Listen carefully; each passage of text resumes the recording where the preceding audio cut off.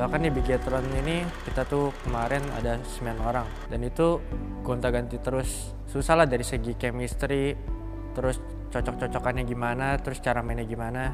Mungkin belum terlalu percaya lah. Itu pandangannya belum jadi satu gitu. Nah dari Sensindo itu karena gak cocok atau gimana pindah ke Boom ID. Tapi pas di Boom ID itu gagal MPL pas season berapa gitu lupa.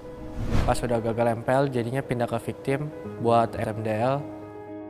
Menurut gue dia itu player yang lumayan bagus. Untuk gameplaynya dia cukup unik sih. Dia bermacam-macam gameplay, di mana ada gameplay yang dia bisa nge-carry, ada nggak yang dia benar-benar bisa jadi real support. Kalau dia kan kayak penuh perhitungan, terus dia mau kemana udah di planningin dulu sama dia sebelum kayak one step ahead lah. Ya mungkin di season ini kita bakal gonta-ganti player juga kayak season kemarin, cuman gantinya ini ya beda strategi, beda permainan juga. Nah itu udah disiapin lah pokoknya sama coach kita.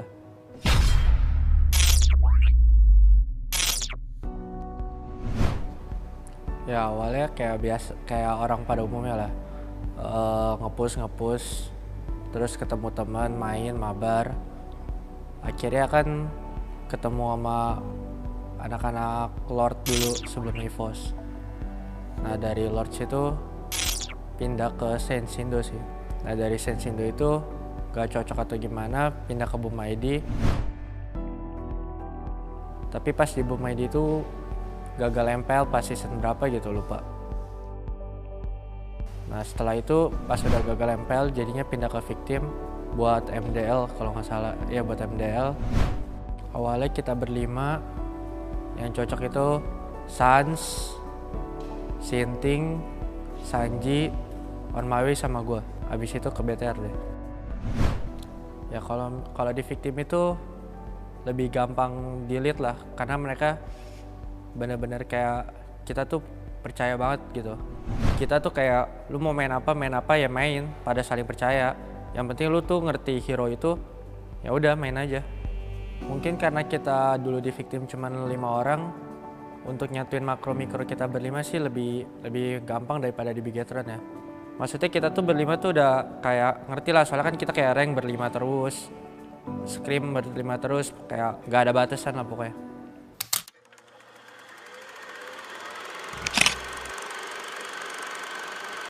Untuk dari season sebelumnya itu memang anak-anak agak susah adaptasi gameplay dia langsung. Nah itu memang agak susah untuk awal-awal, dan juga kan yang namanya chemistry harus dibentuk ya.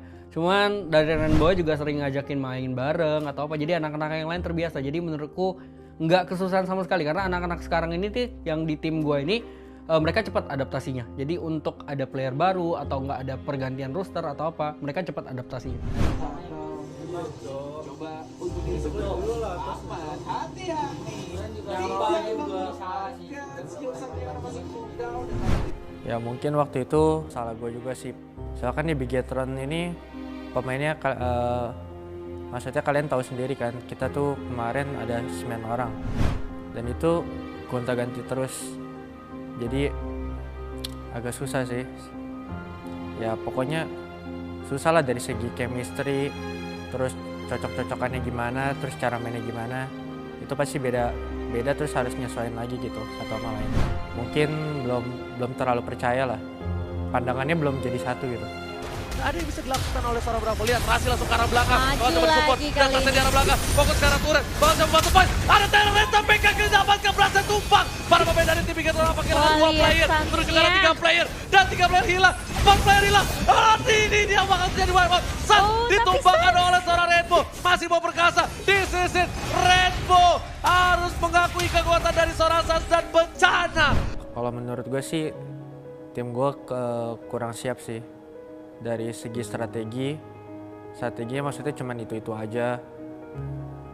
Dari permainan juga kayak kita kayak ngandelin ya udah itu hero itu aja, kita cuman ngandelin itu, gak maksudnya pandangan kita tuh nggak ke yang lain. Jadi kayak tim-tim lain tuh punya outplaynya tersendiri, kayak kita tuh belum punya outplay kita sendiri lah season kemarin tuh.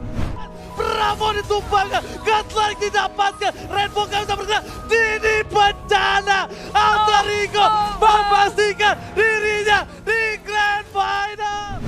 dengan kita bermain seperti itu terus, otomatis musuh ngerti dong dan bakal tahu hero apa aja sih yang bakal nyusahin mereka gitu. Jadi ketika di ban, planning yang lain tuh kayak mungkin agak susah dijalanin sih. Jadi ya dari strategi juga, dari gameplay yang kita udah siapin ternyata butuh lebih banyak lagi. Cuman untuk beberapa gameplay ya ternyata kurang. Ternyata pas kita lawan lagi, musuhnya juga pasti ada analisis gameplay kita kan. Jadi kebaca. Nah itu yang bikin kita kalah dan mau nggak mau terima di posisi ketiga gitu.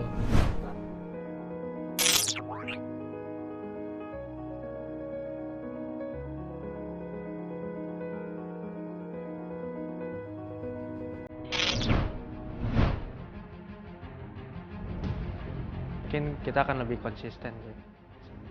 Udah percayalah pada masing-masing role, megang apa. Ya mungkin di season ini kita bakal gonta-ganti player juga. Kayak season kemarin, cuman gantinya ini ya beda strategi, beda permainan juga. Nah itu udah disiapin lah pokoknya sama coach kita. Sejujurnya sih kurang suka sih, tapi ya udah ikutin aja alurnya. Mungkin pandangan coach tuh lebih menyeluruh lah daripada pandangan gue sendiri.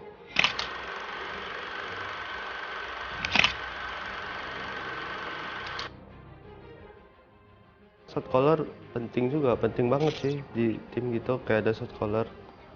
Jarang juga kan yang bisa kayak gitu. Ya kebetulan Rainbow bisa.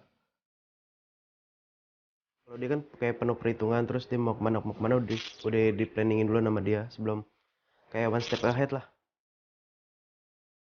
Kayak kita season 5 kan hitungan contoh deh yang kayak kita short call bareng. Kalau yang kayak season 6 ini ya mungkin kita kayak ada satu suara aja gitu.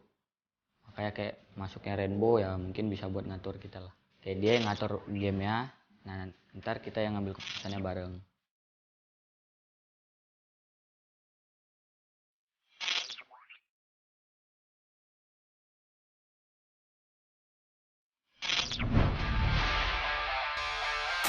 Untuk gameplaynya dia cukup unik sih. Dia bermacam-macam gameplay, di mana ada gameplay yang dia bisa carry, ada nggak yang dia benar-benar bisa jadi real support. Jadi dia itu fleksibel. Nah, karena kalau fleksibel ini bikin musuh tuh agak susah nebaknya ya. Jadi kalau saya sebagai analis kan saya pikir, oh Rainbow mainnya kayak gini nih, tiba-tiba kok kayak gini gitu. Jadi susah ditebak, itu yang bisa jadiin dia tuh kunci di tim ini. Ya mungkin kita lebih nyatuin lagi sih. Kalau kayak kemarin kan kita season 6 gagal buat masuk ke final ya, itu kita banyak dapat pelajaran lah. Untuk season ini ya pokoknya grand final lah. Ya buat fans Bigetron, gue cuman mau ngucapin terima kasih buat kalian yang udah support kita sampai sekarang. Tetap dukung kita karena kita bakal ngancurin yang terbaik untuk season ini. Ya kalau coach dari pengalaman gue ya, kalau mau juara usaha sih bukan pasrah.